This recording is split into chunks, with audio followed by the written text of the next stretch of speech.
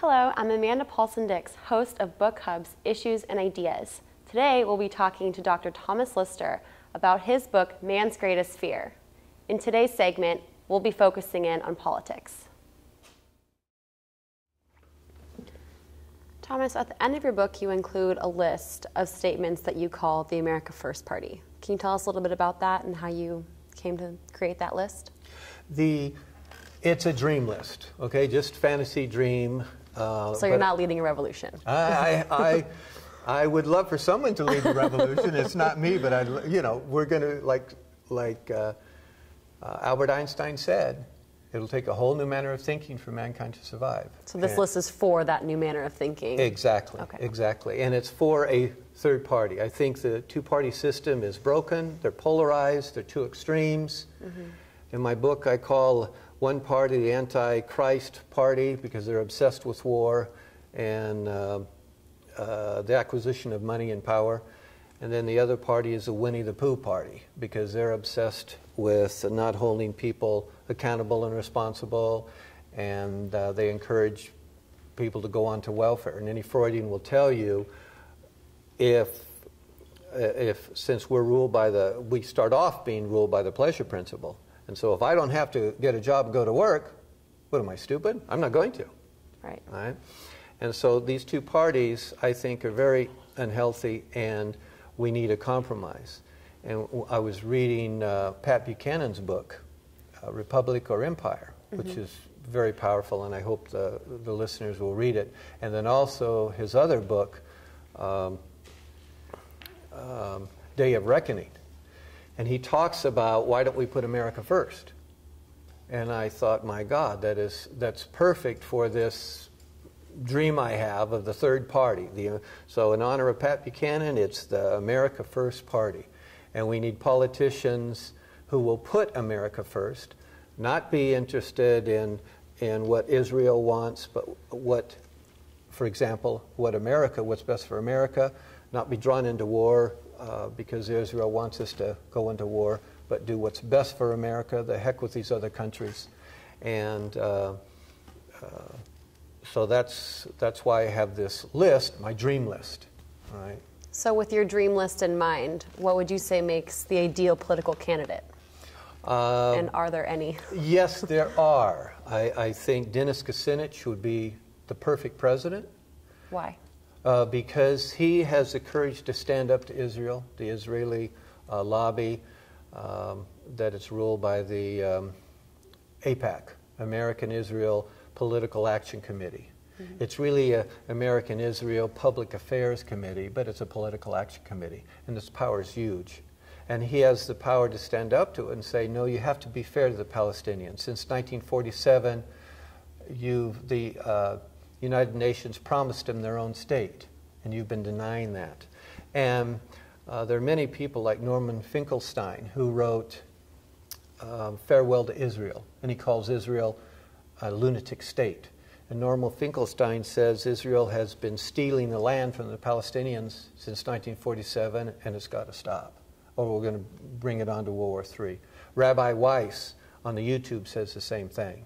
He says it's time to get off the occupied land, give these people their state, and live in peace, which we used to do prior to Israel being formed as a state.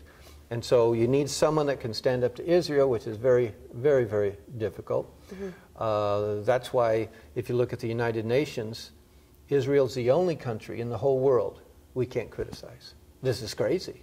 As a Freudian, I look at extremes. If you come into my office and you say, Dr. Lister, I never get angry, that's a red flag for me. I say, oh, that's extreme. That's not healthy. Or you come in and say, Dr. Lister, I'm angry all the time. That's an extreme. You look at our relationship with Israel, we're not allowed to criticize. If we criticize, we're called anti-Semitic, and that means we don't like Jewish people. And there's so many Jewish people around the world, like Rabbi Weiss and like Norman Finkelstein, that are criticizing Israel, saying, stop this. You're going against God's will. Moses does not want you to do this. But they're not listening. So we need someone that has that strength, and that would be Dennis Kucinich, Elizabeth Warren, Pat Buchanan, Dr. Ron Paul, Barbara Lee from California. There are many people out there that would be wonderful leaders for this third party that put America first. So what would you say if you had to give advice to the current president and current decision makers for what to do in the Palestine versus Israel conflict? Where should America be? Oh my gosh, I'm so disappointed in President Obama. I voted for him. I have no choice. I have to vote for him again because Mitt Romney's, my God, he's already said that he wants to, we should attack Iran and for Israel and go to war. He's never, like so many of these politicians that are gung-ho for war, they're draft dodgers. They have all sorts of deferments. They've never seen war. And he doesn't want his 5 sons to go into war either, right? Whereas there's no hesitation in sending your kids or my kids to war to come back in body bags or blown to pieces. But what they've got to do is what Dennis Kucinich and Dr. Ron Paul wanted to do, all right? And that is you stop, and what the group American Jews for Peace wants to do. And that is you stop giving $3 billion a year to Israel, plus another $3 billion in military aid, until Israel respects us and respects the Palestinians and gets off the occupied land and gives the Palestinians all these settlements. But you see, again, our government is so afraid of Prime Minister Netanyahu and AIPAC that they won't do that. If they criticize Israel at all, they're called anti-Semitic, and then they are literally, the funding from AIPAC goes to whoever is their Republican opponent, because so much of the time the people that have the courage to stand up are Democrats, although Dr. Ron Paul is a libertarian, and Pat Buchanan, who called Israel, who said we're a puppet of Israel, he's a Republican. So that's why you just don't hear people standing up and criticizing and saying America first. We're just in the United Nations, always, we're just a blind, faithful slave to what Israel wants.